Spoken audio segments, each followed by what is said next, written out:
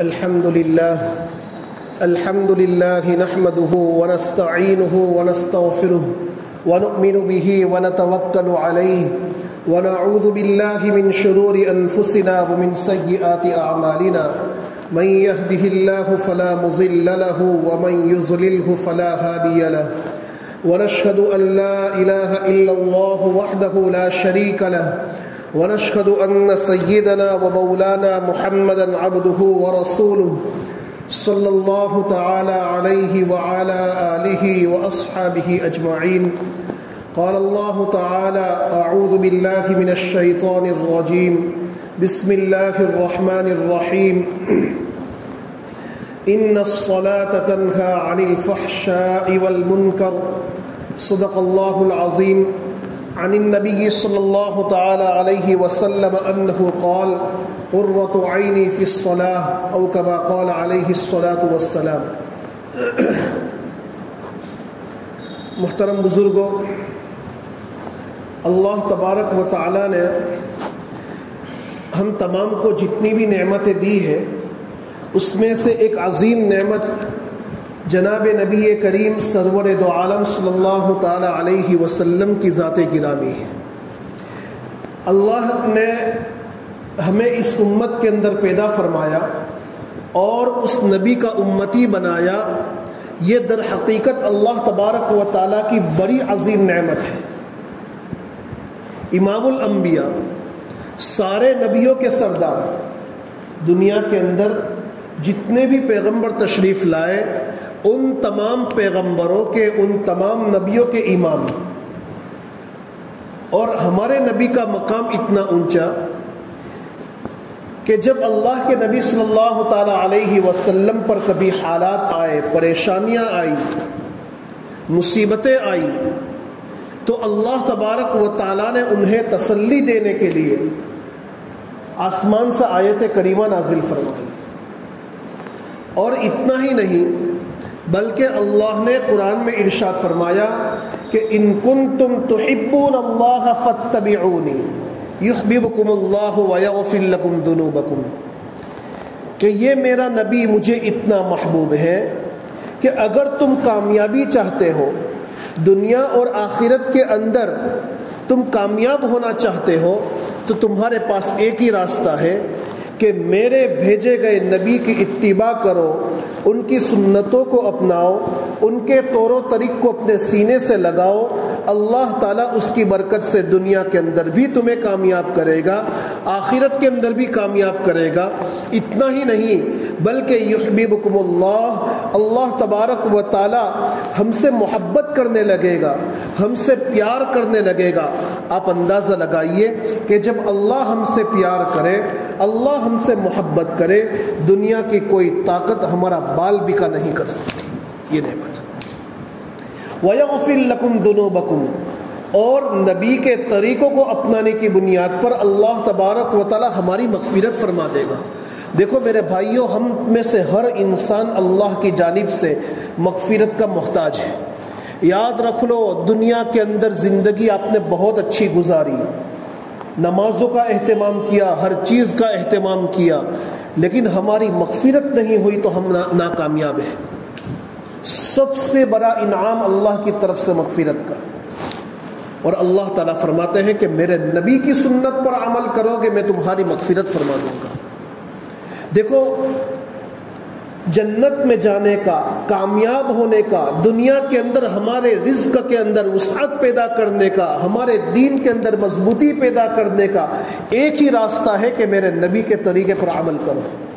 اللہ کے نبی ارشاد فرماتے ہیں کہ جو انسان میرے نبی کے طریقوں کو اپنائے گا، میرے نبی کی سنتوں پر عمل کرے گا، اللہ تبارک و تعالی 4 چیزوں کے ذریعے سے اس کا اکرام فرمائیں گے. بھائی اکرام کون کریں گے؟ اللہ کریں گے. اللہ تبارک و تعالی اس کا اکرام کریں گے، اللہ اس کی عزت کریں گے. اور جس کی عزت اللہ کرنے پر آوے، دنیا کے اندر اس کو کوئی بے عزت نہیں کر سکتا. کون سی 4 چیزیں؟ نمبر 1 کہ اللہ تعالیٰ نبی کی سنت پر عمل کی بنیاد پر نیک لوگوں کے دلوں میں محبت پیدا کرے گا. نیک لوگ محبت کرنے لگیں گے.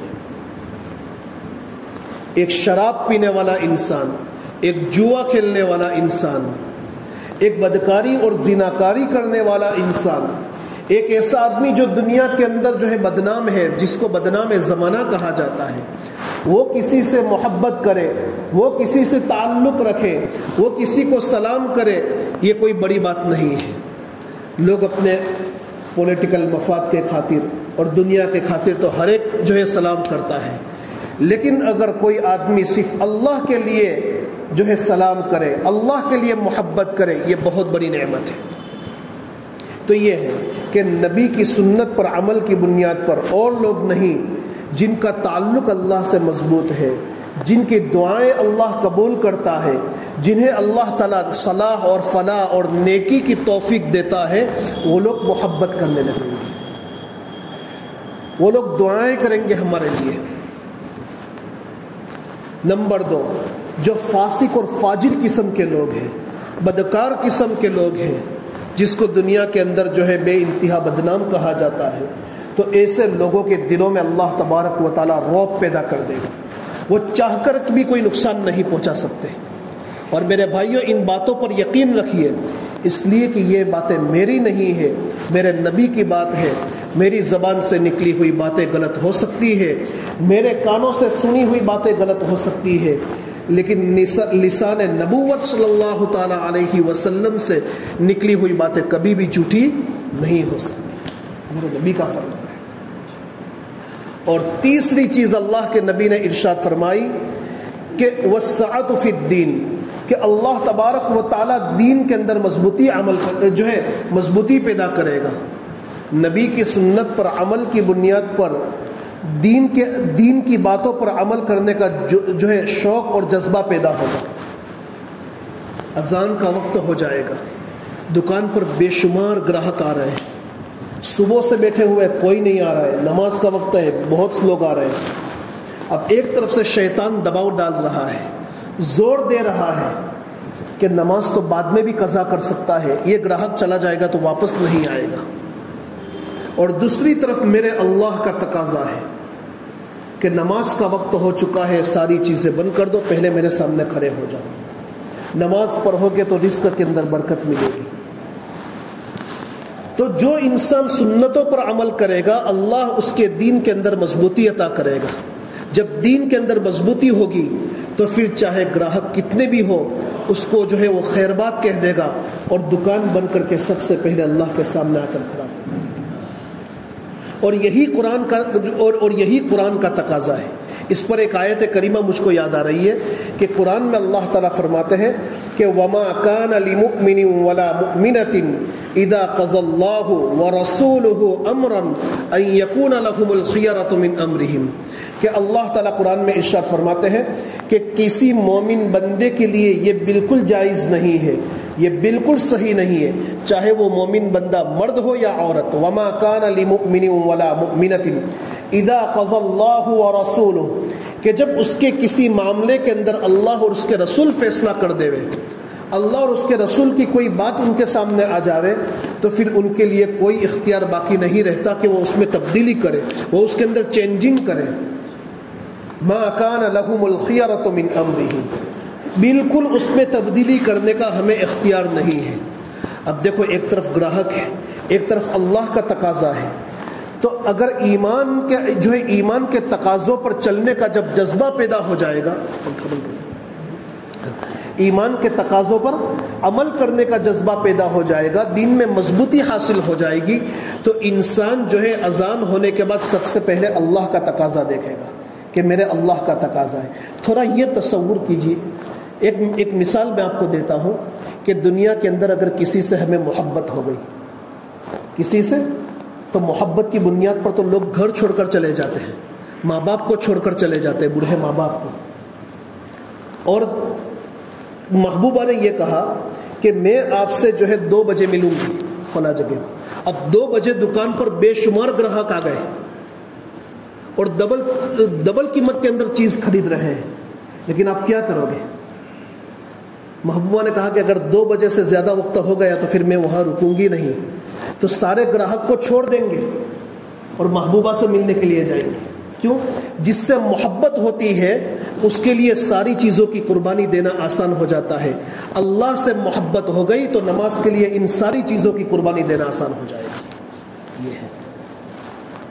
اسی لیے بہت ضروری ہے کہ دیکھو قرآن کریم کی آیت مد نظر رکھیں, اور اسی آیت کو مد نظر رکھتے ہوئے ایک اور بات میں آپ کے سامنے کہتا ہوں. دیکھو یہ ساری باتیں اس لیے کہہ رہا ہوں, یہاں بیٹھ کر نہ میں اپنا وقت ضائع کر رہا ہوں نہ آپ کا وقت ضائع کر رہا ہوں. جو حقیقت ہے وہ بتلانا ضروری ہے آج کے دور میں, ورنہ کل میدان قیامت میں اللہ میری پکڑ کرے گا کہ یہ کرسی تیرے ہاتھ میں تھی, یہ مائک تیرے ہاتھ میں تھا, بولنے کا وقت تیرے پاس تھا, لیکن تو نے حق بات نہیں بتلائی. اسی لیے اسی آیت کریمہ کو مد نظر رکھتے ہوئے, یہ کوئی بیان نہیں ہے, ایک مذاکرہ ہے, تو اسی آیت کو مد نظر رکھتے ہوئے ایک بات یہ کہہ رہا ہوں کہ آج کل جو ہے یہ عصری تعلیم ہے, دنیا کی جو تعلیم ہے, اسکول کی تعلیم ہے, اس کے اندر ہماری نوجوان لڑکیاں اور نوجوان لڑکے محفوظ نہیں ہیں, خاص کر کے نوجوان لڑکیاں. اب دیکھو ہماری شریعت کا قانون یہ ہے کہ نوجوان لڑکی کو پڑھانا, اس کو ڈاکٹر بنانا, اس کو انجینئر بنانا, اس کو عمدہ قسم کی تعلیم دینا قطعاً بری چیز نہیں ہے, اچھی چیز ہے. لیکن اس کے لیے ہم ایسے اسکول کا انتخاب کریں, ایسی کالج کا انتخاب کریں کہ جس کالج کے اندر, جس اسکول کے اندر ہماری نوجوان لڑکی جو بالغ ہو چکی ہے یا بالغ ہونے کے قریب ہو چکی ہے وہ شریعت کے دائرے میں رہ سکے, برقع پہن سکے. مرد جو ٹیچر ہے اس کے سامنے بغیر حجاب کے نہ بیٹھے. اگر اس اسکول کا قانون یہ ہے کہ یہ نوجوان لڑکی یہاں حجاب نہیں پہن سکتی, اپنا چہرہ نہیں ڈھانپ سکتی, اپنے بالوں کو نہیں جو ہے چھپا سکتی, بلکہ جب اس کو اسکول کے اندر کلاس کے اندر بیٹھنا ہوگا تو اس وقت جو ہے سر سے 2 پٹا بھی ہٹا دینا ہوگا, کاندھوں پر 2 پٹا ڈالنا ہوگا, تو پھر میرے بھائیوں ایسی تعلیم سے اپنی عورتوں کو جو ہے جاہل رکھنا بہتر ہے. جس تعلیم کی بنیاد پر میرے نبی کی تعلیمات کا سودا ہو جاتا ہے, ایسی تعلیم سے اپنی عورتوں کو جو ہے جاہل رکھنا بہتر ہے. اس کو تھوڑی نماز سکھا دیجئے, اس کو قرآن پڑھنا سکھا دیجئے, یہ اس کی کامیابی کے لیے کافی ہے. ورنہ اگر آپ نے اس کا اہتمام نہیں کیا, یہ اولاد اور اللہ کی نافرمانی کر کے آپ نے ان کو دنیا کی تعلیم دلائی, تو یاد رکھنا یہ اولاد تو ہاتھ سے چلی جائے گی اور ماں باپ کی دنیا بھی برباد ہوگی, آخرت بھی برباد ہونے کا ذریعہ بنے گی, اور نسلوں کے اندر سے ایمان چلا جائے گا, نسلوں کے اندر سے ایمان چلا جائے گا. یہ بہت ضروری ہے. اسی لیے ہر ماں باپ یہ سوچے کہ جب اس کے لیے کالج کا انتخاب کرے, کون سی کالج کو چوائس کرنا ہے, کون سی اسکول کو چوائس کرنا ہے جس کے اندر یہ قانون ہو کہ ہم اپنے مذہب کی چیزوں پر عمل کر سکتے ہوں. اور اگر اسکول والے پرمیشن نہیں دے رہے ہیں تو پھر یہی آیت کریمہ سامنے رکھیے, وَمَا كَانَ لِمُؤْمِنٍ وَلَا مُؤْمِنَةٍ إِذَا قَضَى اللَّهُ وَرَسُولُهُ أَمْرًا أَن يَكُونَ لَهُمُ الْخِيَرَةُ مِنْ أَمْرِهِمْ.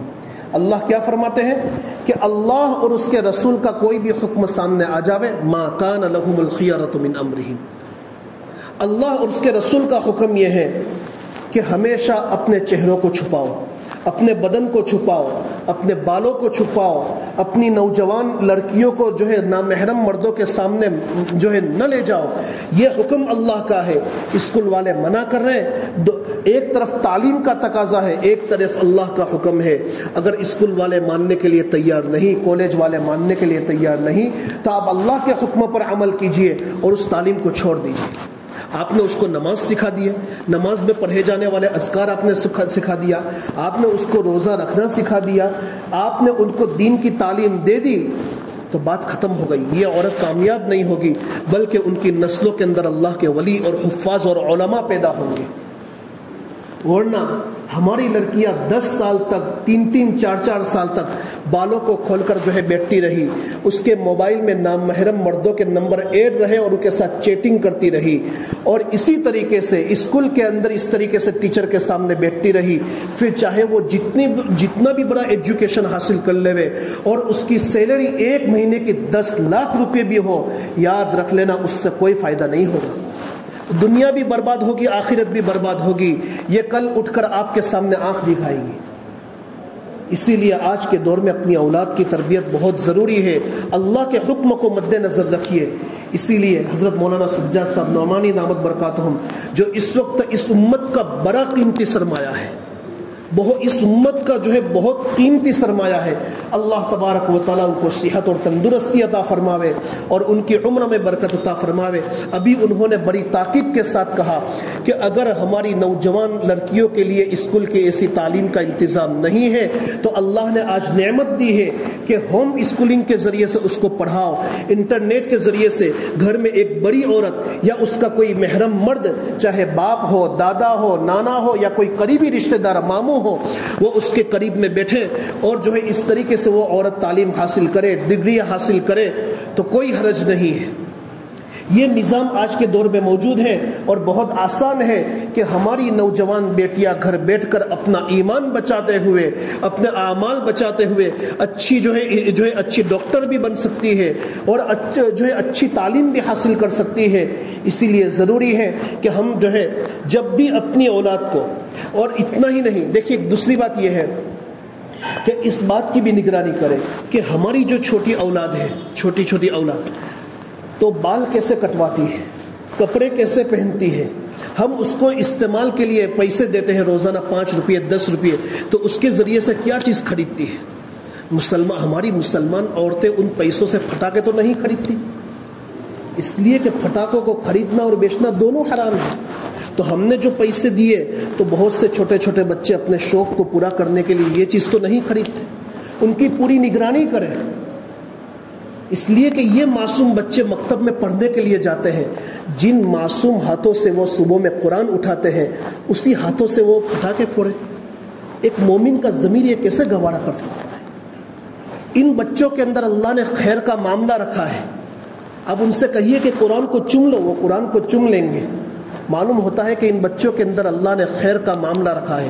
ان کی اچھی تربیت کیجیے، یہی اولاد آپ کو جنت میں لے جانے کا ذریعہ بنے گی. یہ بالکل صاف باتیں میں آپ کو کہہ رہا ہوں.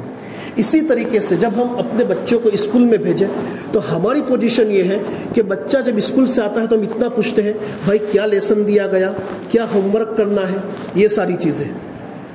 لیکن ان سے یہ بھی پوچھنا ہے کہ یہ بتاؤ، اس کو بھی بند کیا. یہ بچے کو صرف یہ نہیں پوچھنا ہے کہ کیا ہوم ورک دیا گیا، اسکول میں کیا پڑھایا گیا، نہیں، بلکہ بچے کو ہر چیز پوچھنی ہے. بچہ اسکول سے گھر پر آوے تو ماں باپ کو یہ بھی پوچھنا ہے کہ بیٹا یہ بتاؤ کہ اسکول میں جانے سے لے کر جب تک تم واپس آتے ہو اس کی ایکٹیویٹیز کیا ہوتی ہے، یہاں سے وہاں جا کر کیا کیا کام کرتے ہو. اگر وہاں پریئر کرائی جاتی ہے تو کون سے جملے تمہاری زبان سے بلوائے جاتے ہیں. کہیں ایسا تو نہیں ہے کہ ہم تو یہ چیک کرتے رہے کہ کیا ہوم ورک دیا گیا لیکن وہاں شرکیہ کلمات بلوائے جا رہے ہیں اور ہمیں پتہ بھی نہ چلے. ابھی جب اس کا میں نے سروے کیا، کئی بچے ہمارے یہاں کی بات کر رہا ہوں جہاں دیندار جو ہے بڑا دینداری کا ماحول ہے، تو ان بچوں میں ایسے لوگ بھی نکلے کہ جن کو غیروں کے کئی لوگ منہ زبان یاد ہو چکے ہیں، اور کئی بچے جو قرآن بہترین قسم کا پڑھتے ہیں اور لوگوں کو پڑھاتے ہیں. ایسے بچے باقاعدہ سرسوتی دیوی کے سامنے اپنے ہاتھوں کو جوڑ کر صبح میں کھڑے رہتے ہیں، یہ اور ان کے ماں باپ تک کو پتہ نہیں، حالانکہ نیک گھرانے کے بچے ہیں، ان کا ایمان ضائع ہو رہا ہے. دیکھو یہ صاف باتیں میں بتلا رہا ہوں. تو ہم اپنی اولاد کے متعلق ہر چیز کو دیکھیں کہ کہیں اس کا ایمان تو ضائع نہیں ہو رہا ہے، یا ہم یہ نہ سمجھیں کہ ایک مدت کے بعد وہ کامیاب ہو جائے گا، بلکہ بچپن سے ابھی سے تربیت کرنی ہے. ہم یہ چاہتے ہیں کہ ہماری نسلوں کے اندر ایمان باقی رہے، اور جب ہم کل قبر میں پہنچ جاوے یا آنکھیں ہماری ہمیشہ کے لیے بند ہو جاوے، اور جب ہم قبر میں جاوے ایک سبحان اللہ کے محتاج ہو جائیں گے، ایک سبحان اللہ کے. تو اس وقت دنیا کے اندر کوئی ہماری ایسی نیک اولاد تو ہو کہ جو نماز پڑھ کے اس کا ثواب مجھے پہنچاوے. ایسا نہ ہو کہ ہمارے دنیا سے ہم نے اچھی تربیت نہیں کی، اس کی تعلیم کے پیچھے بہت خرچہ کر دیا لیکن ہم نے اس کو صحیح دین کی تعلیم نہیں دی، اس کی اچھی تربیت نہیں کی، تو ہماری آنکھوں کے بند ہونے کے بعد کہیں وہ شراب پینے لگے، جوا کھیلنے لگے، ناجائز کام کرنے لگے، جو ہے نمازیں چھوڑنے لگے. دیکھو یہ غلط اعمال کا جو وبال اور غلط اعمال کی بنیاد پر جو وبال اس کے نامہ اعمال میں لکھا جاتا ہے نا، باپ کے صحیح تربیت، ماں باپ کے صحیح تربیت نہ کرنے کی بنیاد پر ان کے ماں باپ کے نامہ اعمال میں بھی لکھا جاتا ہے۔ ہم تو قبر میں سوئے ہوئے ہیں، لیکن ہمارے اولاد کے برے اعمال کا صلہ ہم کو پہنچ رہا ہے، اس کا بدلہ ہمیں پہنچ رہا ہے، یہ نہیں۔ اور اگر اولاد کو دیندار بنانے کی کوشش کی، یہ اولاد یہاں سجدے کرے گی، اس کو ہاتھ اٹھا کر کہنے کی ضرورت نہیں کہ یا اللہ یہ جو میں نے نماز پڑھی اس کا ثواب میرے ماں باپ کو قبر میں پہنچا دیجیے، کہنے کی اولاد سبحان اللہ پڑھتی چلی جائے گی، نیکی کے راستے پر جائے گی، سجدے کرے گی، کبھی سبحان اللہ کہے گی، قرآن اٹھائے گی، آٹومیٹک اس کا ثواب ہم ماں باپ کے نامہ عمل میں چلا جائے گا، آٹومیٹک۔ اس وقت ہمیں ضرورت پڑے گی، ورنہ دین کی دنیا کی بے شمار تعلیم دے دی اور دنیا کے اندر عمدہ قسم کے بنگلے بنا دے گی، کار بنا دے گی، اور عمدہ قسم کے جو ہے اے سی وغیرہ لگوا دے گی، پورا ڈیکوریشن ہو جائے گا، اس سے چمڑی تو ٹھنڈی ہوگی، دل کو سکون نہیں ملے گا۔ اور قبر کے اندر سکون چاہتے ہو تو اپنی اولاد کی آج ہی سے صحیح تربیت کا وعدہ کریں گے۔ اللہ تعالی ہم میں سے ہر ایک کو توفیق عطا فرماوے۔ اور اس حدیث کا آخری جملہ کہ وسعت فی الرزق، کہ نبی کی سنت پر عمل کرنے کی بنیاد پر اللہ رزق کے اندر وسعت عطا کرے گا۔ ہم میں سے ہر شخص یہ پوچھتا ہے کہ مولانا کوئی ایسی دعا تو بتاؤ کہ رزق میں برکت ہو۔ رزق میں برکت کے لیے کوئی دعا پڑھنے کی ضرورت نہیں ہے۔ رزق میں برکت کے لیے اپنے آپ کو گناہ سے بچاؤ، نماز کا اہتمام کرو، نبی کی سنت پر عمل کرو۔ میرے نبی فرماتے ہیں کہ سب سے بڑا وظیفہ یہی ہے کہ اللہ تعالیٰ رزق میں وسعت دے کر اس کا اکرام کرے گا۔ اکرمہ اللہ تعالیٰ باربعین، اس میں سے ایک چیز یہ، چار چیزوں میں سے، کہ اللہ رزق میں وسعت دے کر، رزق کے اندر وسعت دے کر اللہ تبارک و تعالیٰ جو ہے اس کا اکرام کرے گا۔ دو فائدے، رزق میں برکت ہوگی، وسعت ہوگی، اور اللہ تعالیٰ اکرام کرے گا۔ جس کا اکرام اللہ کر لے، جس کی عزت اللہ کر لے، دنیا کے اندر کوئی طاقت اس کو بے عزت نہیں کر سکتی۔ یہ نظام ہے۔ تو ہم میں سے، اور دیکھو سنتوں پر عمل کرنا بہت آسان ہے۔ مولانا انعام الحسن صاحب کا ایک جملہ نقل کر کے اپنی بات کو ختم کرتا ہوں۔ حضرت فرماتے ہیں کہ ساری سنتوں پر عمل کرنا ضروری نہیں۔ میں یہ حضرت کا جملہ نقل کر رہا ہوں کہ حضرت یہ فرماتے ہیں، مولانا انعام الحسن صاحب کاندھلوی رحمۃ اللہ تعالی علیہ، کہ دیکھو میں یہ نہیں کہتا کہ ساری سنتوں پر عمل کرو، لیکن اتنا ضرور کہتا ہوں کہ جو بھی کام کرو، جو بھی عمل کرو، سنت کے مطابق کرو۔ کھانا کھا رہے ہو سنت کے مطابق، بیت الخلا میں جا رہے ہو سنت کے مطابق، سو رہے ہو سنت کے مطابق، بازار میں جا رہے ہو سنت کے مطابق، ہر چیز سنت کے مطابق کرو، زندگی نورانی بن جائے گی۔ یہ اللہ تبارک و تعالی عمل کی توفیق عطا فرماوے۔ سبحان اللہ بحمدہ، سبحانک اللہم وبحمدک، ونشہد ان لا الہ الا انت، نستغفرک ونتوب الیک۔ جی بھائی نے سنت نہیں پڑھی۔